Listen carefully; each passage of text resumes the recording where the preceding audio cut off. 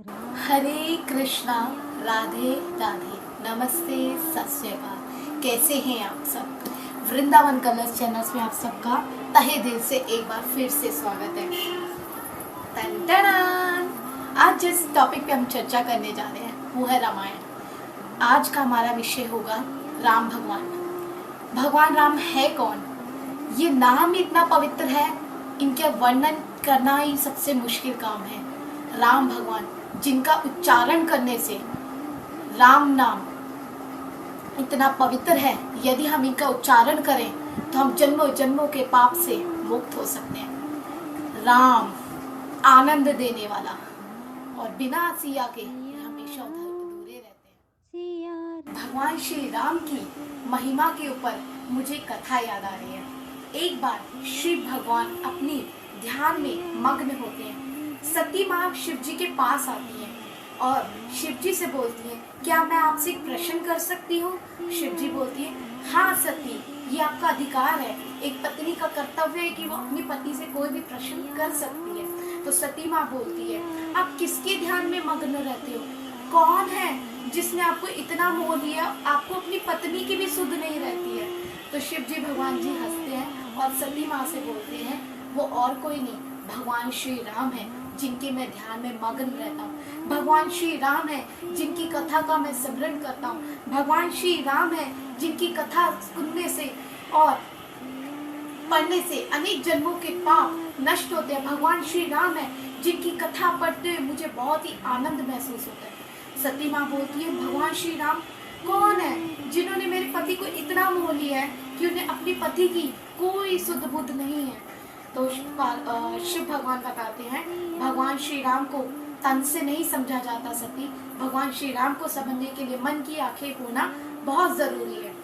तो शिव जी और पार्वती माँ आंखें बंद करते हैं और राम नाम का उच्चारण करते हैं। राम राम राम। जब भगवान शिव राम नाम का उच्चारण कर रहे होते हैं तो उन्हें पूरी रामायण की कथा सिमरन होने लगती है। ये बात पार्वती माँ को नहीं अंदाजा होती, लेकिन जैसे ही शिव जी भगवान जी की आंखों में सती माँ आंसू देखती हैं तो सती माँ पूछती है, शिव जी आप रो क्यों रहे हो? तो सती माँ बोलती है, मैं इसलिए रो रहा हूँ कि मैंने रामायण को सिमरन किया। जिस प्रकार सर्वोत्तम भगवान श्री राम, जो ब्रह्मांड के पालक करता है, इस सृष्टि के रचनाकार है, हर एक जीव के दाता हैं, हर एक जीव के आश्रय हैं, वेद पुराण जिनकी कीर्ति गाते हैं, वेद पुराण जिनकी कीर्ति गाते हैं, ऋषि मुनि जिनके गुणगान करते हैं, वो श्री राम सीता माँ के विरह में रो रहे हैं। मैं उनके दुख को लेके बहुत रो रहा हूँ। कहने का अर्थ है कि भगवान शिव इतने करुणामयी थे, इतने ज्ञानमयी थे, और उनके पास भगवान की स्वयं उपाधि थी, लेकिन फिर भी उनको इस बात का घमंड नहीं था, क्योंकि वो किसके लिए कार्य कर रहे थे? वो भगवान श्री राम के सेवक के रूप में हमेशा अपने आप को प्रस्तुत करते हैं और हमेशा उसी रूप में ही रहते हैं। भगवान शिव जब रामायण का सिमरन करते हैं तो उनकी आंखों में तक में ही आंसू आने शुरू हो जाते हैं। अब सती माँ भगवान शिव से प्रश्न पूछती है कि फिर भगवान राम कब आएंगे? राम बहुत जल्दी ही आने वाले हैं, वो और नहीं एक मनुष्य रूप में आएंगे। तो सती माँ बोलती है, मनुष्य रूप में? इसका मतलब जैसे कि मैं आदि शक्ति हूँ, मुझे अपने और मैं मनुष्य रूप में हूँ, वैसे ही राम जी आने वाले हैं? तो शिव जी बोलते हैं, नहीं सती, तुम आदि शक्ति हो, लेकिन तुम्हें अपनी आदि शक्तियों का ज्ञान नहीं है। लेकिन भगवान राम जब आएंगे तो उन्हें अपने रूप का भी ध्यान रहेगा, अपनी शक्ति का भी ध्यान रहेगा, और अपने मनुष्य रूप में जो उन्होंने कार्य निभाने उसका भी ज्ञान रहेगा।